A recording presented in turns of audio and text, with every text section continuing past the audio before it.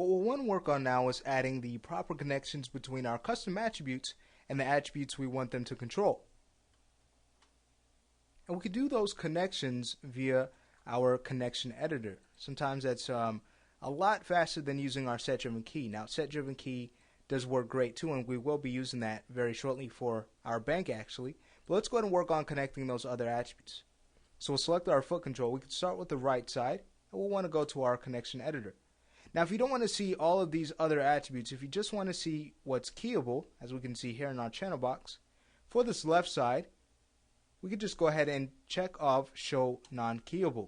And notice how that cleans up our view. So we could just see, again, what we see right here in our channel box. So that's really cool. Alright, so with that now set up, we can go to our first bone here. That's going to be our heel, and set up everything that we'll need for the heel, excluding, again, the bank. So with that bone selected, we'll reload it to the right side, or what is the driven side. This is the driver side. We'll go to our right display and uncheck, again, shown on keyable, so we can just see everything that we need to. Now we're ready for our connections. So of course we can go to our rotate tool and see, alright, so it's going to be the rotate X for the up and down, so that's going to be, for example, our raise heel, and then for our heel pivot, that's going to be the Z. And that's pretty much going to be the same throughout the remainder of the bones we'll need to connect. So starting with our heel, we'll go to our heel raise, we'll expand our rotation and connect our heel raise with the rotate X. Then we'll go to heel pivot and connect our rotate Z. So simple as that. Then we could always go ahead and test that out later once everything else is connected. So I'll just hit down arrow to get to the next bone for our toe. Reload that to the right side so we'll connect it properly. Open that up. And that's going to be our toe raise to the rotate X and our toe pivot to the rotate Z. And then for our ball raise, we'll select that. Go into our scene, hit down arrow. Reload it to the right side. Go to our rotate X. And that's going to be ball raise to the rotate X. So now if we go ahead and close out our connection editor and check this out, just testing everything, we'll go to our ball raise and notice that's moving just the way we like it to. We'll go to our heel raise and test that out. Wonderful. Great. And our heel pivot, very nice. And we'll go to our toe raise and notice that's working the way we like it to as well. And even our toe pivot. Great. Now, in the past, what I've done is gone ahead and locked things like our ball raise so we don't move in the other direction, we just move up. But you may run into a circumstance where you need to move in that other direction, depending on what type of animation you're doing, especially for a cartoony animation. So I'm going to go ahead and not limit these at all. Give the animator as much control as he needs to. Great. So with all of these things done, we're not ready to set up the bank just yet. And mentioning the bank, what we're actually going to do is something slightly different from what we've done in the past, in that we're going to be able to actually bank on the sides of the foot, as we'll see. So this is going to be a really cool setup. But before we get to that, let's go ahead and work on connecting now our left side, just to have that done. So again, going back to the connection editor, once our control is selected, so it'll be on the driver's side, let's go ahead and select our driven objects.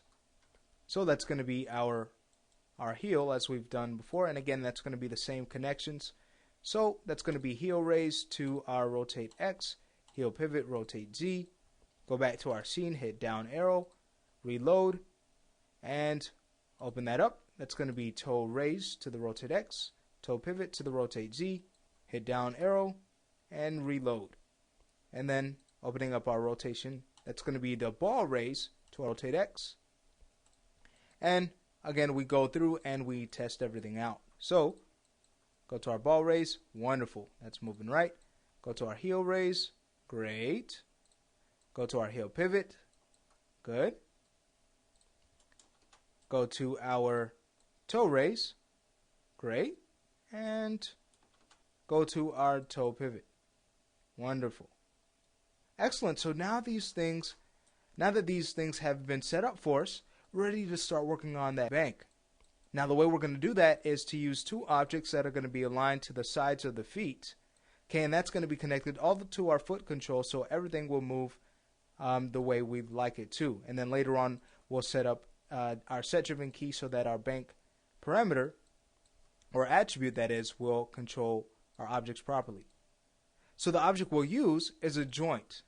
Joints are really helpful for things of this nature to make sure that we keep our rotation zeroed out while still having the proper orientation. And you can see the orientation of the foot will still want to have that matched up correctly. So we'll add our, now that we have our joint tool selected, we'll go ahead and go to our multi-plane view and just again connect that or draw that bone right at the center of the grid, the origin, so we can keep everything zeroed out for now. And once it has been drawn at the center, let's go ahead and move it over. Okay, so to about the point where the foot should bank from on our left side. So that's going to be at about this point. Now that it's there, we want to go to our attribute editor. So from the channel box, we'll hit Control A, and we want to find our joint orient section. There it is. And again, we just want to move in the Y so that it'll be properly aligned the way we'd like it to with the foot. So once we've found generally the direction that the joint needs to be aligned with that side of the foot, we'll now duplicate the bone, Control D, and just move it over to the other side and see if we can adjust this as well so that it'll be aligned properly with this foot. So we'll go ahead and now adjust our rotation on this side. Great. So that should be pretty good. Maybe we could make a quick tweak. There we are. Excellent. So we have the objects that we're going to be using for our bank. And now they need to be parented properly so the bank will work. So what I like to do is just take this bone here and parent it to the outer bone. Now, it's not mandatory that you do this. This is just a preference I have. So we select that bone followed by the outer bone and hit P. Simple as that. Great. Now, before we get any further, I'll just go back to the channel box and even open up our outliner. We want to make sure we label our bones. Okay. So with this first bone here, we'll give it a name. We can call this the BNK for bank underscore R for right side underscore what it's going to control. That's going to be our left bank, 01. And we could just copy this name and go ahead and go to our next joint and paste it in and give this, just change the capital L to a capital R for our right bank. Now let's go ahead and connect this so we can see what we're going to get quickly. So with this selected, what we can do is select our heel and connect it right to our bone. And we're going to want this chain to be connected to our foot control. But let's go ahead and just check this out.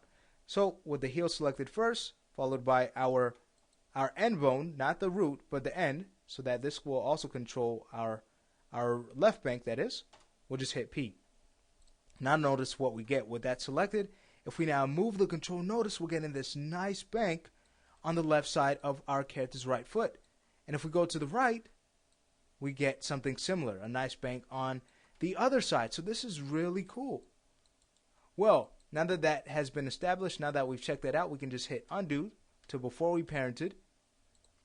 Make sure that we select this chain and mirror it to our opposite side. So with it selected, our options should still be fine since we're mirroring from the right to left. And we'll go to mirror joints. Great. Now that that's done, for our connections, we want to take the root of this chain, parent it to our foot control, so our foot will still be controlled by our foot control. And then we want to take our heel and again go right to our end bone. Excellent. So again, if you notice, everything's going to be working just the way we'd like it to, as we can see. And if we were to move our control, excellent, everything's moving correctly. So let's do the same setup on the left side now. We'll go ahead and select our the root of this chain, this time on the opposite side, parent it to the foot control, and parent our heel right to the end. And test it out. Oh, there we are. Great. Okay, and we could hit up arrow to get to the next bone. Wonderful. So that's the setup of our bank, and of course we need to connect it to the attribute that we've made for it on our foot control. So we'll stop the lesson here and finish that in the next lesson.